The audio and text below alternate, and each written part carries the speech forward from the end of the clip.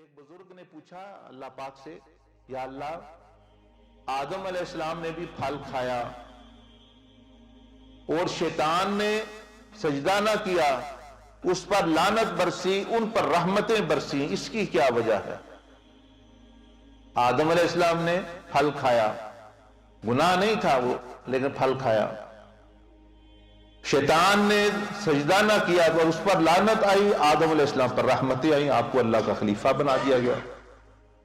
ان کو دکھایا گیا کشف میں یا جیسے بھی، آدم علیہ السلام بھی دکھائے گئے اور شیطان بھی دکھایا گیا، اور سامنے ایک طرف سیدنا آدم علیہ السلام کھڑے ہیں،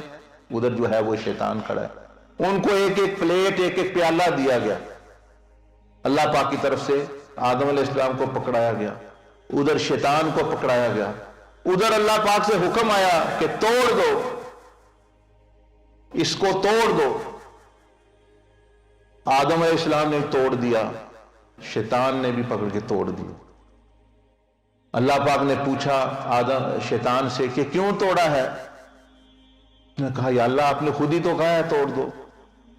خود ہی تو حکم دیا ہے توڑ دو، تو میں توڑ دیا ہے، آپ مجھ سے پوچھ رہے ہیں، آپ خود ہی آپ نے حکم دیا۔ ادھر حضرت آدم علیہ السلام سے پوچھا اللہ پاک نے، اے میرے پیارے آدم یہ پیالہ کیوں توڑ دیا؟ آدم علیہ السلام نے فرمایا یا اللہ اگر نہیں توڑنا تھا تو میں معافی چاہتا ہوں۔ اس بزرگ کو دکھایا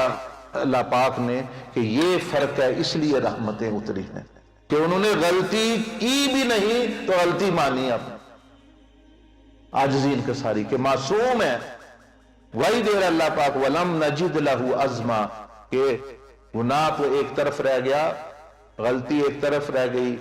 میرے آدم کے دل میں بھی کبھی میری نافرمانی کا خیال تک پیدا نہیں ہوا،